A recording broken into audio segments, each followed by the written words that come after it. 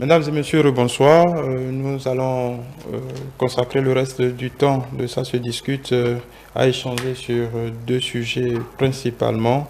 Nous allons commencer par cette publication d'Amnesty International sur le pan droit de l'homme. Nous allons nous intéresser à ce qui a été dit quant à la situation du Bénin. Et ensuite, parler de la Cour spéciale des affaires foncières avec les juges qui ont été nommés à l'occasion du dernier Conseil des ministres. Ce sera avec Nicolas Soupétin, journaliste. Bonsoir. Bonsoir. François Xavier. Bonsoir aux amis téléspectateurs. Voilà, Winer Innocent Godonou, bonsoir. Oui, bonsoir François Xavier et bonsoir chez vous. Voilà. Alors, il y a de coutume que cette publication, les différentes sorties d'Amnesty International fassent parler. Pour la livrée de cette année 2023 concernant le Bénin, on parle de liberté d'expression, liberté d'expression de réunion pacifique, de restriction de la liberté d'expression et des réunions pacifiques par là je lis simplement le résumé, par des lois répressives réglementant les communications en ligne et le droit de grève. Des informations ont été réunies sur des cas d'arrestation arbitraire, de torture et de mauvais traitements, des homicides illégaux qui auraient été commis par les forces de défense et de sécurité au moment de l'élection présidentielle 2021, n'ayant toujours pas fait l'objet d'enquête, et quelques personnes atteintes d'albinisme continuent de subir une discrimination et des violences. Qu'en avez-vous pensé, Innocent Godonou? Oui, je pense que le rapport annuel publié par l'Amnesty International sur les droits de l'homme au Bénin, en tout cas, expose une part de vérité, mais il y a aussi d'autres aspects qui n'ont pas été pris en compte. C'est clair qu'aujourd'hui, la grève est régie par des lois. Parlons de lois répressives. Je pense que le chef de l'État, quand il rencontrait le MEDEF, a reconnu effectivement qu'il fallait le faire absolument pour permettre à notre pays, le Bénin, de pouvoir décoller. Bon, pas des lois répressives, mais des lois c'est des lois qui réglementent, c'est une législation forte qui réglemente l'exercice de droit de grève désormais dans notre pays. Il y a aussi d'autres facteurs, certes. Quand on parle des albinos, c'est une réalité aujourd'hui qu'il y a une certaine marginalisation vis-à-vis des albinos. Aujourd'hui, même dans le rapport, on est allé très très loin aussi pour dire que l'eau est un luxe pour les Béninois, et tant que les Béninois n'auront pas de l'eau à suffisance, la quiétude sociale ne pourra pas être garantie. Donc c'est autant d'éléments. Aujourd'hui aussi, il y a beaucoup de thématiques sur le plan politique qui défraient la chronique avec en tout cas l'incarcération de certaines personnalités politiques. Et je pense que le gouvernement quand même reste très ouvert à toutes les propositions qui sont en train d'être prises. Et on a tant aussi parlé qu'il y a une loi sur la grâce présidentielle qui serait en cours, j'utilise bien le conditionnel. Et tout ça, là, forcément, le gouvernement est dans la dynamique de décrisper un peu la situation. Mais je dois revenir sur un aspect extrêmement important. Il y a une certaine dichotomie qui s'est installée. Parce que vous vous rappelez, le 15 mars 2023, la Commission béninoise des droits de l'homme a effectué un déplacement du côté de Genève, en Suisse, pour aller décrocher l'accréditation au niveau du statut A, parlant de la situation des droits de l'homme au Bénin. Et puis cette accréditation a été même présentée au chef de l'État, au palais. Et on se disait que c'est l'Odyssée qui a déjà un grand pas franchi sur le plan démocratique, sur le plan respect des droits de l'homme. Mais le rapport annuel est tombé tel une bombe pour remettre en cause tout ce que cette accréditation nous a en tout cas apporté. Bon, le rapport ne peut pas mettre en cause l'accréditation. Oui, c'est ce que cela va sans dire, puisque le porte-parole du gouvernement a dit désormais que les recommandations, que le Bénin a pris des engagements vis-à-vis de la communauté internationale et que le Bénin est dans la dynamique de pouvoir normaliser désormais la situation sociopolitique et que ce rapport vient encore plomber d'une manière ou d'une autre toute cette reconnaissance du mérite qui revient d'emblée au gouvernement de la rupture. Voilà, Nicolas Soupétin, que pensez-vous en général de cette dernière livrée de ce rapport qui... Moi, d'abord, je veux un peu circonscrire les choses. L'Amnesty International, c'est une ONG qui s'occupe qui s'intéresse au respect et aux garanties des droits, au respect des droits de l'homme, contenu donc à la fois surtout dans la Déclaration universelle des droits de l'homme. Alors, déjà, quand on parle des droits de l'homme, il faut déjà souligner un certain nombre de caractéristiques liées à ces droits de l'homme, notamment l'universalité, le fait que ces droits ne sont pas divisibles. Alors, il y a aussi l'effectivité. Et ça, c'est surtout le vrai problème des droits de l'homme. Et nulle part au monde, vous ne verrez l'effectivité comme étant une réalité parfaite. Jamais. Même en France, aujourd'hui, c'est encore d'actualité. Quand on parle de Bénin, le Bénin ne fera pas l'exception. Parce que dans d'autres pays, l'effectivité des droits de l'homme est toujours problématique. C'est-à-dire que ce rapport vient peut-être resituer chaque pays par rapport à l'effort effectué et qu'est-ce qu'il faut faire pour atteindre, non pas la perfection, mais atteindre un minimum requis pour permettre l'épanouissement de l'individu. Parce que c'est de ça qu'il est question. Au fait, ici, on est à la quête de ce qu'il faut appeler l'humanisation, excusez-moi l'expression, l'humanisation de l'humanité. Et ici, toutes les structures allant dans ce sens se battent pour réaliser ce rêve, cet idéal qui est d'humaniser l'humain. Il se fait que oui, des circonstances, des conditions données peuvent amener des hommes à agir dans un sens comme dans l'autre, qui ne va pas toujours dans ce qui convient, dans la réalisation de cet idéal-là.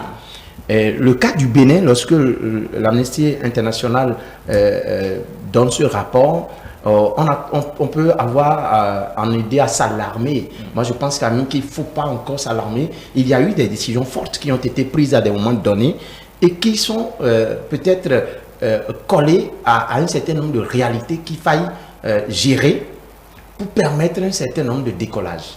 Au fait, on s'est retrouvé, par exemple, lorsque je prends la liberté d'expression qui est mise en cause ici dans ce rapport, il se fait que, par exemple, nous avons peut-être à un moment donné confondu un certain nombre de choses.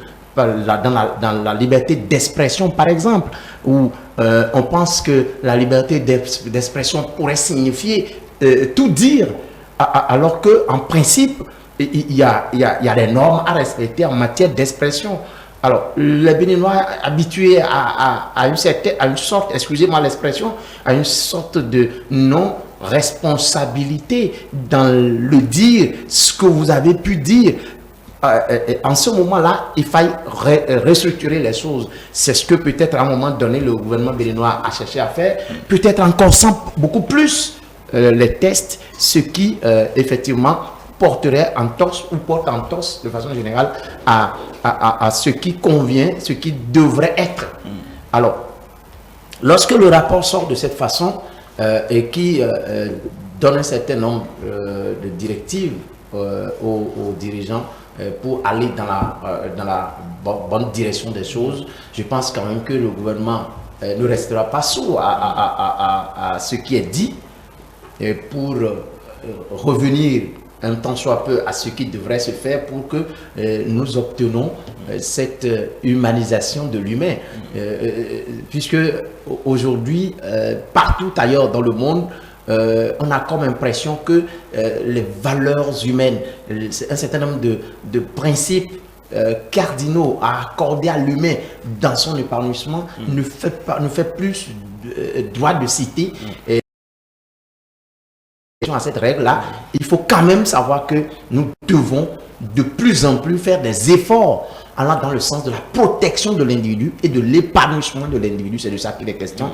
Il n'est pas question, en tout cas à mon sens, de s'alarmer il y a eu peut-être de mal d'ordre. Il faut agir maintenant dans le sens de ce que nous puissions recadrer les choses et peut-être plus autrement pour ne pas être peut-être mal vu au plan international. Même si je ne pense pas que c'est encore déjà si grave qu'il faut aussi s'alarmer comme on pourrait le faire. Voilà, dans le volet, quand je m'appesantis un peu sur ce rapport, dans le volet arrestation et détention arbitraire, on parle du cas de Jean Coton, qui a été libéré le 18 janvier après avoir passé un an en prison, qui a été condamné au titre du code numérique pour publication sur les réseaux sociaux de fausses informations, ou du moins au sujet des dépenses que le président aurait faites pendant une tournée dans le pays. On parle aussi des affrontements qui ont éclaté après que des membres de la secte Azaël Aouyan du village de Kokandji dans la commune de Savalou se furent opposés à l'arrestation d'autres membres de cette secte, ce soit de violence et de destruction de biens. 2 policiers et 6 membres de la secte avaient été tués, donc ce fait aussi est évoqué. On parle de la détention d'un homme de 70 ans arrêté à Tangueta le 19 mars de l'année passée. On parle aussi de 2 journalistes arrêtés à Tangueta alors qu'ils enquêtaient sur African Pass, l'organisation qui gère le parc national de la plaine d'Ari. Donc pêle-mêle, ces sujets sont abordés, sont juste relevés, sans d'autres commentaires. Oui, je pense que tout ce qui a été dit là, c'est réellement passé, mais arrivé à un niveau donné, il fallait se poser réellement la question en fait. L'Amnesty International est une institution para-étatique qui n'intervient pas en réalité dans la gestion des affaires étatiques des pays et donc observe un peu la situation des droits de l'homme. Et donc, je pense que si le gouvernement avait agi, c'est peut-être pour des raisons d'État, parce que si une enquête ou la publication des résultats issus par exemple d'une enquête au niveau de African Pack, il arrivait que ces rapports sont publiés et donc cela pourrait créer un certain déséquilibre. En réalité, ce qui était en cause, c'est une zone, on va dire zone rouge, c'est une zone où il y a des manœuvres militaires. Voilà, donc je parlais de la raison d'État et c'est l'État seul qui pourra réellement justifier tout ça là. Et ben, je me pose toujours une question. En fait, quand les institutions internationales ou bien quand l'Amnesty publie comme ça, je pense qu'il y a un fossé entre la vérité et l'observation qui est aussi faite sur le terrain. Parce que quand vous allez par exemple aux États-Unis et vous commencez par tenir un certain nombre de propos, rapidement, eh bien, on vous recadre, on vous discipline, quoi. Est-ce que ça, là, c'est un acte qui porte entorse aux droits de l'homme? Donc, chaque pays a ses réalités et il se fait qu'ici, au Bénin, quand vous commencez par titiller ou bien pointer du doigt accusateur, eh bien, le président, c'est quand même un risque que vous êtes en train de prendre. Et pour nous autres, le chef de l'État est un symbole qu'il faille respecter. Il doit aussi garantir les droits de l'homme. Je pense que c'est suffisamment important. Par rapport à la secte qui avait défrayé la chronique, je pense que l'État avait l'obligation d'intervenir. Parce que l'État devrait pouvoir garantir la sécurité tout en luttant contre l'extrémisme religieux. Parce qu'il s'agissait au fait de l'extrémisme religieux. Est-ce que au nom des droits de l'homme, l'État laisserait cette secte-là évoluer jusqu'à complètement péricliter, en tout cas détériorer le tissu social? Je pense qu'arrivé à un niveau donné, l'État pouvait prendre ses responsabilités. Le rapport est allé loin. Ils ont parlé aussi des homosexuels, les lesbiennes qui sont violentées. Aussi, je pense que on doit aussi tenir compte surtout de la tradition et de la philosophie, la vision d'un certain nombre de sociétés, la façon dont les lesbiennes sont perçues dans la société occidentale n'est pas forcément la même par rapport à ce que nous vivons ici. Je me rappelle aussi en Ouganda, il y avait une loi, il y a une loi qui criminalise l'homosexualité et qui attendait d'être promulguée par le chef de l'État. Et on a vu toute l'avalanche de critiques, la pression que les États-Unis, la Grande-Bretagne, la communauté internationale, à savoir l'ONU, ont exercé justement sur ce président-là. Et donc, chaque pays a ses réalités, chaque pays a une constitution, chaque pays a une tradition.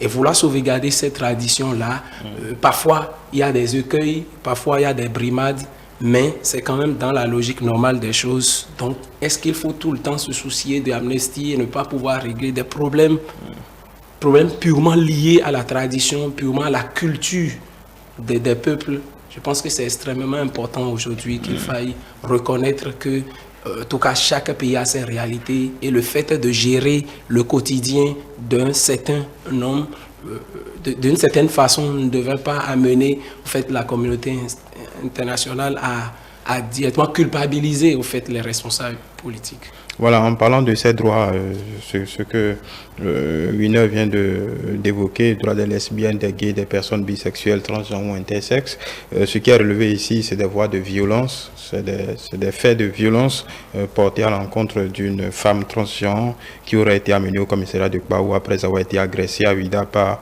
des voisins, des chauffeurs de taxi qui l'accusaient de vol. Des policiers l'auraient frappée à coups de bâton et de machette, déshabillée, photographiée. Elle a passé des jours en détention, nue, privée de nourriture. Là, c'est plutôt une affaire de violence et non de... bon, on pourrait parler de discrimination, ainsi de suite, contre cette personne qui a porté d'ailleurs l'affaire devant la Cour constitutionnelle. Bon, donc il y a ce point aussi de ces personnes-là qui sont indexées dans ce rapport. Non, mais moi, je pense quand même que d'abord, il faut saluer le travail que fait cette ONG dans sa lutte pour le respect des droits de l'homme. Puisque de façon générale, tout ce que vous évoquez là, c'est pour dire que en matière de respect, de garantie des droits de l'homme, c'est que le Bénin a encore un parcours à faire. Nous avons encore du chemin à faire. Ça, d'abord, nous devons le reconnaître et savoir comment poser les actes qui vont nous permettre, parce que de quoi il est question ici, bien que je vais revenir sur ce que vous avez évoqué, en fait je parle d'abord de façon globale, à savoir que ce qui est en question c'est l'humain. Parce que on a comme impression d'une vue panoramique, on a comme aujourd'hui l'impression qu'il y a une sorte de dégringolade des valeurs humaines où on a tendance à penser, on ne pense plus à cette chose sacrée que constitue l'humain, que constitue l'individu, l'espèce humaine. Alors donc, quand on lit le rapport de façon globale, c'est que le Bénin a encore du chemin à faire. Ça, il faut le reconnaître. Maintenant, par rapport à un certain nombre de cas évoqués, quand on parlait des transgenres, il nous semble faire bien tout à l'heure de l'évoquer. Moi, je pense quand même que, est-ce que l'Afrique, de façon globale, et le Bénin en particulier, est-ce que nous avons à faire du mimétisme en matière de droits de l'homme? Moi, je pense quand même que, comme l'évoquait Innocent Godonou, chaque peuple a sa culture, a sa tradition, et on n'est pas toujours appelé à faire du plagiat, du copier-coller de ce que les autres considèrent comme droit. Oui, celui qui est transgenre est un humain. C'est vrai qu'il faut lui respecter un certain nombre de droits, oui. Mais l'homosexualité, tout ça, est-ce que culturellement, traditionnellement, est-ce que ça colle toujours avec toutes nos réalités? Accepter que certaines personnes, ça heurte leur morale, leur façon de penser les choses. Sauf que, effectivement, il faut savoir dire aux gens que oui, chacun a son droit, a un droit de vie qu'il faut protéger.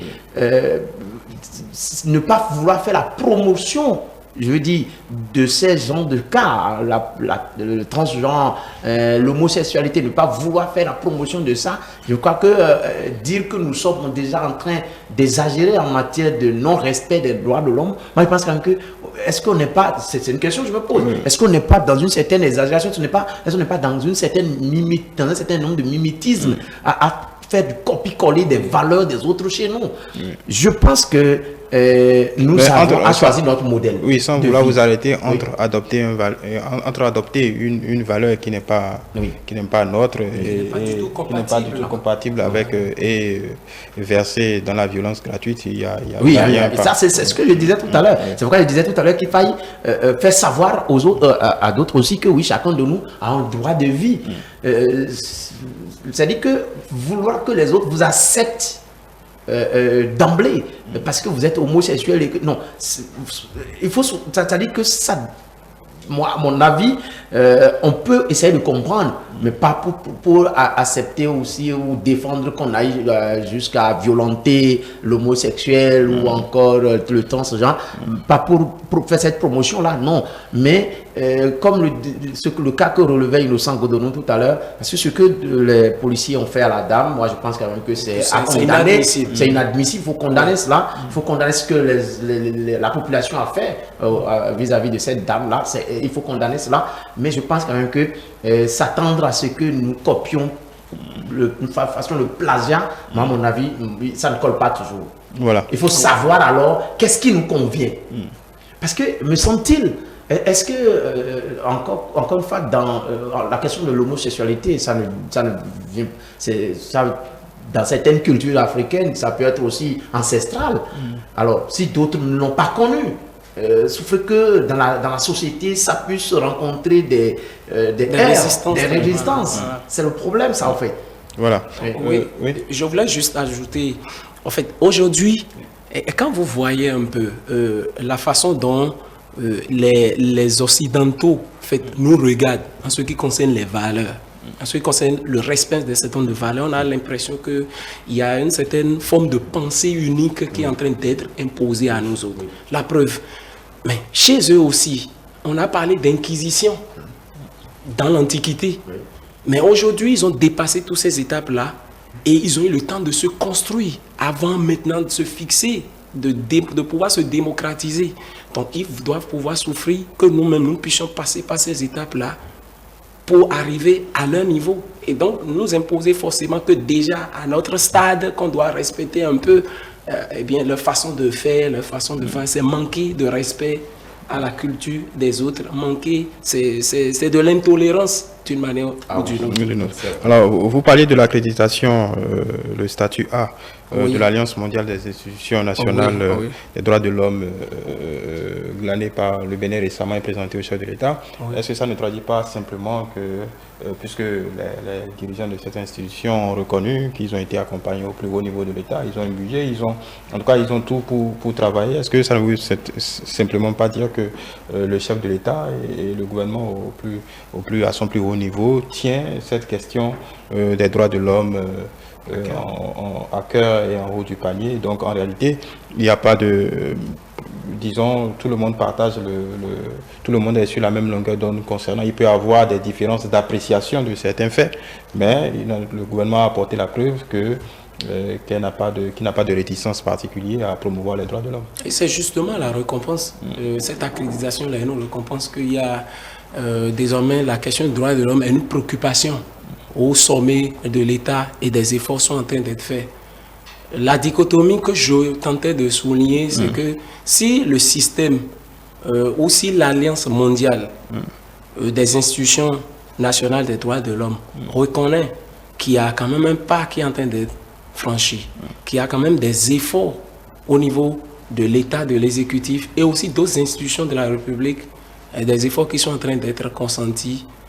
Et déjà, on est dans la foulée, on reçoit encore un rapport qui nous accable. Oui, bon, ce rapport pour les dédouanés vient pratiquement à la même période de chaque année. Donc, c'est dit en réalité qu'il y a quand même un effort. Il y a un effort au niveau de l'État qui vise surtout à sécuriser les droits de l'homme. Il y a forcément une affirmation de soi, une volonté de pouvoir changer les paradigmes, de changer les manières de faire. Et c'est ça qui fait qu'on a pu quand même accéder à ce statut-là. Même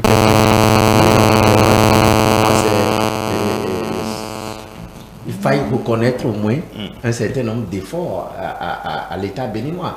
Et le rapport en a mentionné, je ne sais pas si vous avez, il y a le rapport qui reconnaît par exemple le fait que le Bénin est en train de commuer les 14 prisonniers qui seraient dans le couloir de la mort et bien d'autres, la mise en place de la commission des droits de l'homme, l'engagement pris par l'État béninois qui serait une commission indépendante.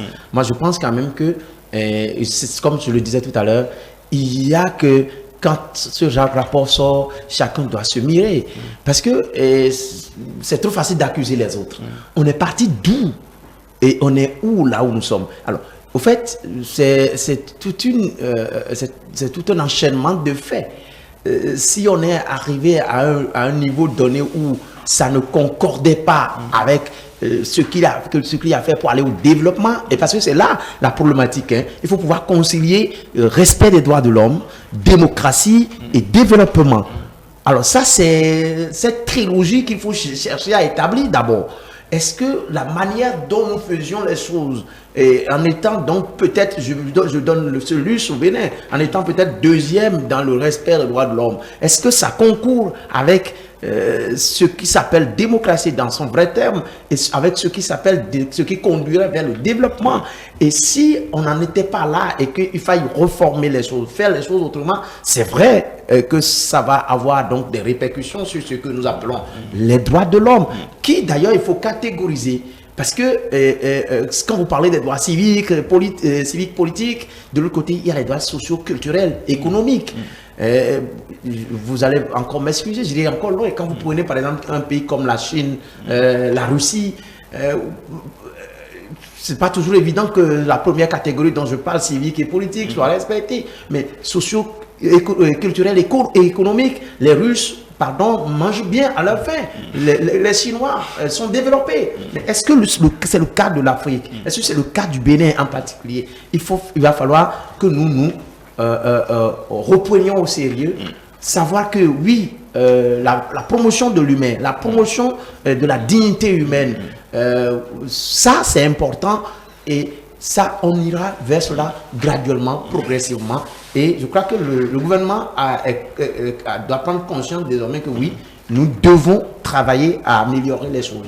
Comme le président l'a dit plusieurs fois, donc il va falloir que notre volonté de nous développer s'accommode quelque peu de quelques restrictions. Exactement, c'est de ça il est question. Il va falloir que nous définissions, à mon sens, notre façon de faire les choses qui ne sera pas forcément la manière exacte des autres, tout en maintenant le minimum. C'est de ça qu'il est question. Voilà, quelque chose à ajouter? Oui, je pense que l'identité des peuples est aussi gage de développement. Si vous voulez vous développer tout en dégradant votre propre identité au profit d'un certain mimétisme culturel, ça va forcément porter atteinte aux aspirations de l'État, à la volonté du peuple. Et quand Nicolas fait bien de prendre l'exemple de la Chine, je pense aujourd'hui la Chine fait partie des pays développés, longtemps critiqués pour des questions de droits de l'homme, mais aujourd'hui la fin justifie les moyens, et donc l'Afrique doit se réinventer, doit trouver réellement son modèle de développement qui doit être calqué sur ces réalités socio-culturelles.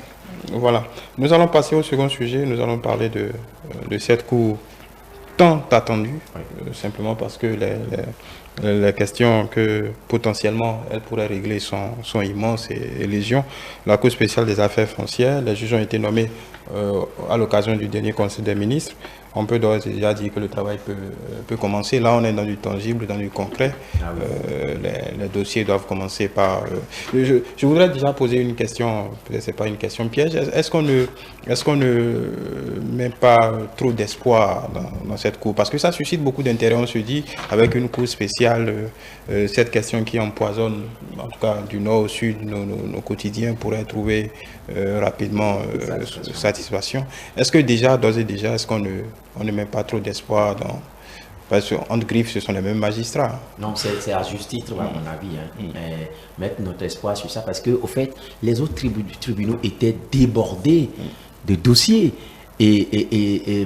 Or, les autres tribunaux n'ont pas que les dossiers fonciers à gérer. Or, ces dossiers-là sont primordiaux dans le vivre en commun. Et il faille faire quelque chose, mon cher François Xavier.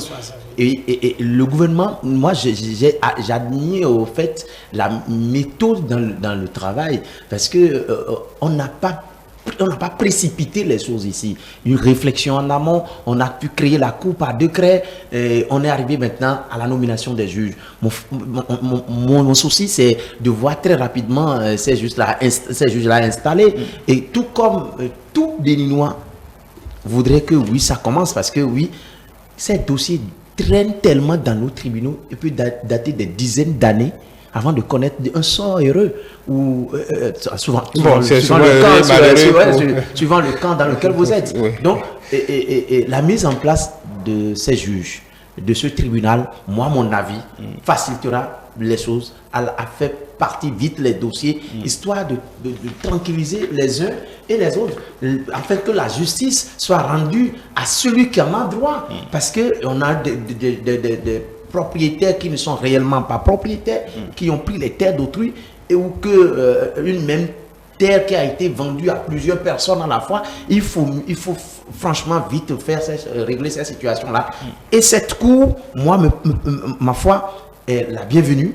Il faut que nous allions vite au travail pour gérer ces situations qui ont longtemps péri la vie aux Béninois. Oui, cette même question. Oui, merci.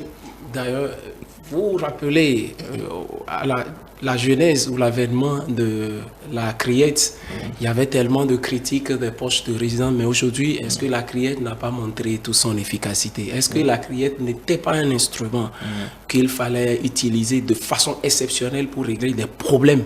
Et puis la criette a prouvé réellement toute son efficacité. Oui, mais là c'est différent. Maintenant, là, ici, tout le monde est content. Mais seulement je me demande, est-ce qu'on n'est pas un peu trop euphorique par rapport à cette cour? Je pense que si cette cour qui sera chargée de gérer le contentieux foncier désormais dans notre pays n'était pas créée, il fallait absolument mettre cette cour-là en place parce que, comme Nicolas l'a dit, au niveau des juridictions de droit commun, les tribunaux, il y avait quand même une certaine lenteur administrative. Il y avait des dossiers liés au foncier qui sont restés pendant plus de 10 ans sans connaître d'évolution. Il fallait, et aussi l'autre aspect, c'est que les magistrats au niveau de ces juridictions de droit commun n'étaient pas spécialisés. Donc aujourd'hui, maintenant, il y a la question de spécialisation de ces magistrats, en tout cas les 7 magistrats qui ont été installés. Je pense qu'ils sont des experts en ce qui concerne la gestion du contentieux foncier et ils feront correctement le travail. L'espoir renaît parce que quelque part dans notre famille, il y a toujours un membre qui a ce souci-là, de pouvoir gérer le contentieux, parce que n'oubliez pas, le fait de vendre par exemple une parcelle pour plusieurs personnes a créé des orphelins, a créé beaucoup d'instabilité au niveau de la société. Il fallait forcément que cette cour de répression, bien je pense, cette cour de répression, cour spéciale des affaires foncières puisse réellement voir le jour pour apporter non seulement l'espoir, mais aussi la garantie désormais que les victimes soient, en tout cas ceux-là qui demandent service auprès des tribunaux, soient réglés et réglés dans le temps, parce que c'est ce qui est très important. Et on a ciblé 7 communes, notamment Semekoudji, je parle de Bomé-Calavi, Parakou et Tori Boussito, je pense bien.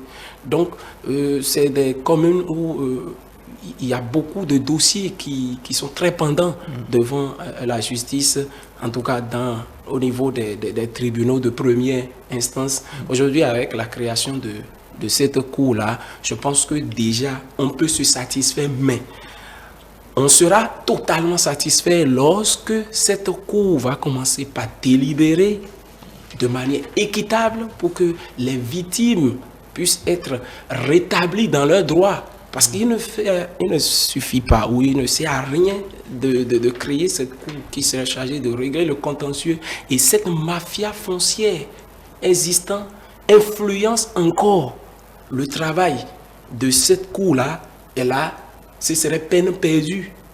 Et tous les efforts de transparence judiciaire, en tout cas consentis par le gouvernement, seraient complètement remis, seraient complètement annulés. Et donc, nous pensons que c'est un espoir qui renaît, mais nous serons plus satisfaits lorsque les dossiers qui sont pendants seront satisfaits de manière équitable pour que justice soit faite. Parce que ces contentieux-là ont coûté beaucoup à notre pays, des investisseurs étrangers Justement, Voilà. est-ce que on vous y n'avez arrive. pas l'impression que ça, c'est un maillon qui s'insère dans un dispositif qui tend à être complet, parce que visant la sécurisation du foncier, avec toutes les lois qui ont été prises, l'ANDF, bientôt vous ne pourrez pas céder, vous ne pouvez pas faire de transactions immobilières sans titre foncier. En tout cas, le cadastre est en train d'être mis en place. Est-ce que du coup, cette cour ne vient pas s'insérer dans un dispositif qui tend à sécuriser quelque peu, donner toutes les garanties aux investisseurs, déjà aux citoyens, même de pouvoir faire cette transaction-là, la paix à l'âme? Non, moi, je pense quand même que c'est pourquoi je parlais tout à l'heure de méthode dans le travail. Au fait, avec la NDF, avec toutes les structures qui sont mises en place, je pense quand même que c'est le couronnement avec la mise en place de cette cour qui aura encore plus d'aisance dans le travail, plus de facilité à gérer les dossiers. Et donc, il va falloir que nous interpellions tout simplement la conscience professionnelle de ces magistrats qui sont nommés et qui seront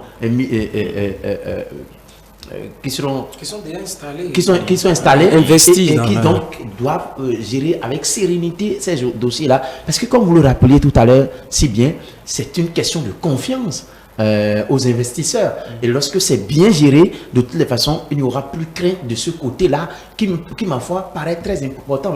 Parce que lorsque l'investisseur vient dans un pays et qu'il n'a pas la garantie que son installation ne se fait pas dans les règles de l'art et que d'ici là il y aura des problèmes avec les propriétaires de terrain, alors il est content, il est plus satisfait de venir et il est même pressé de venir s'installer. Mais lorsque nous restons dans la méthode où nous étions là, ça ne garantissait rien. Et donc ici, le souci majeur, c'est de rendre confiance à tout un chacun de nous. Nous pourrions aller normalement désormais tranquillement devant nos juges, poser notre problème et avoir satisfaction. C'est de ça il est question. Parce que les affaires domaniales, vous n'avez pas, comme le disait Innocent tout à l'heure, vous avez toujours un cousin, un frère qui se retrouve dans cette situation. Et Dieu seul sait, avec tous les problèmes, je vais vous dire, sur toute la culture, la tradition qui s'entoure, tout le monde a peur même d'aller sur un terrain. Non. Alors, lorsqu'on sait que de cette façon, les choses pourront être réglées une fois de bon. Moi, j'ai eu un ami qui m'a conté une histoire, mais c'est terrible. Une parcelle laissée par son vieux, que l'oncle l'arrache et dit puisque le vieux ne vit plus, on dit que il lui aurait déjà vendu des hectares qui seraient vendus après quelques dizaines de mille francs. À quelques dizaines de mille francs, pas de centaines. Et elle lui dit maintenant que comme les enfants grandissent, il pourrait aller réclamer. Et effectivement, il y avait un qui allait faire cette réclamation, se porter plainte. Oui. Et l'oncle, fort de sa puissance mystique, dit que non, ça ne va pas se passer comme ça. Et pas tout le monde a laissé tomber. Vous voyez, tout ça, il va falloir trouver un mécanisme aussi pour gérer les choses. Pour gérer ce point de la question. Parce que on peut donner des décisions qui ne vont pas satisfaire X ou Y qui va peut-être prendre ses revanches autrement. Donc, c'est tout un foutrou autour de ces questions-là. Il faut que nous trouvions le juste milieu pour pouvoir satisfaire les uns et les autres. Voilà, au-delà de cette question, c'est vrai qu'il y a beaucoup d'histoires autour on entend des vertes et des pas mûres. Est-ce que en réalité, la solution finale à cette question, c'est pas simplement un peu plus de probité au niveau du corps social, qu'on en arrive à ce que ces affaires soient gérées avec un peu plus de clarté, de confiance et de sérénité, déjà dans les familles, dans les processus de succession, puisque ça vient généralement de ce côté-là. Oui, je pense que la question de probité est une question très très épineuse, parce que on ne peut quand même pas imaginer, on ne peut pas attester de l'intégrité morale d'un individu, surtout quand il y a transaction ou quand il y a accord entre deux personnes au sujet d'une affaire foncière. Peut-être le papa, pour le cas de figure que Nicolas a relevé, peut-être le papa avait confiance, parce qu'il y a abus de confiance au fait dans la gestion du contentieux et domanial. Donc nous allons demander beaucoup plus de probabilité, mais vous savez, le mal a toujours le dos dur. Et puis celui qui veut faire du mal trouve toujours les moyens. Il parle de peut-être aller à une formalisation des successions.